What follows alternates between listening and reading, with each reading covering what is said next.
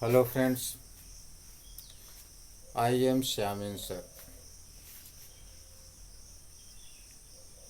आज मैं आप लोग को विलेन के प्रकार के बारे में बता रहा हूँ। इसके पहले के वीडियो में बताया है विलेय की मात्रा के आधार पर, और सेकंड नंबर है विलायक की भौतिक प्रावस्था के आधार पर। इसके आधार पर विलेन को 3 भागों में बांटा गया। कितने भागों में? 3 भागों में। पहला नंबर है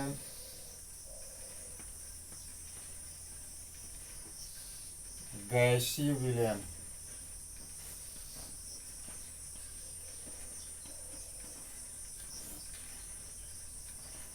दूसरा नंबर है द्रव विलयन। तीसरा नंबर है ठोस विलयन।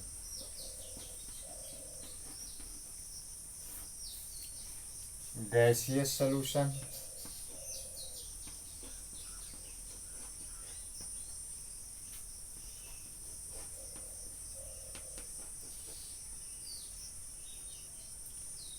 गैसीय सॉल्यूशन, लिक्विड सॉल्यूशन,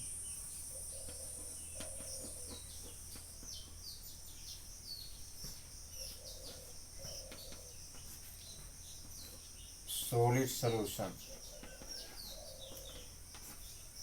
गैसीय विलयन क्या होता है? जब ठोस, द्रव या गैस किस प्रावस्था में घुले हुए हो? गैसीय प्रावस्था में, अर्थात जिसमें विलायक क्या हो? गैस। तो जब ठोस, द्रव या गैस किसी गैसीय माध्यम में उपस्थित होते हैं तो इस प्रकार के विलयन को गैसीय विलयन कहते हैं। तो इसमें जो है विलेय ठोस, द्रव या गैस हो सकता है, किंतु विलायक क्या रहेगा? गैस रहेगा। और द्रव विलयन में विलायक द्रव रहेगा। ठोस, द्रव, गैस विलेय के रूप में द्रव विलायक में उपस्थित रहेगा। वह विलयन जिसमें ठोस, द्रव या गैस द्रव माध्यम में उपस्थित रहते हैं या द्रव में घुले रहते हैं, तो उस प्रकार के विलयन को द्रव विलयन कहते हैं। और तीसरा नंबर है ठोस विलयन। ठोस विलयन क्या होता है? जिसका माध्यम ठोस रहे और इसमें जो है ठोस, द्रव और गैस परमाणुवीय या आणविक अवस्था में वितरित रहते हैं। तो वह विलयन जिसमें ठोस, द्रव या गैस आणविक या परमाणुवीय अवस्था में किसी ठोस माध्यम में वितरित रहते हैं, तो इस प्रकार बने विलयन को ठोस विलयन कहते हैं। तो यह था विलायक की भौतिक प्रावस्था के आधार पर। इसके बाद तीसरा नंबर है विलेय और विलायक की भौतिक प्रावस्था के आधार पर। विलेय और विलायक, इसके आधार पर विलयन 9 प्रकार के होते हैं। तो पदार्थ की 3 अवस्थाएं हैं: ठोस, द्रव और गैस।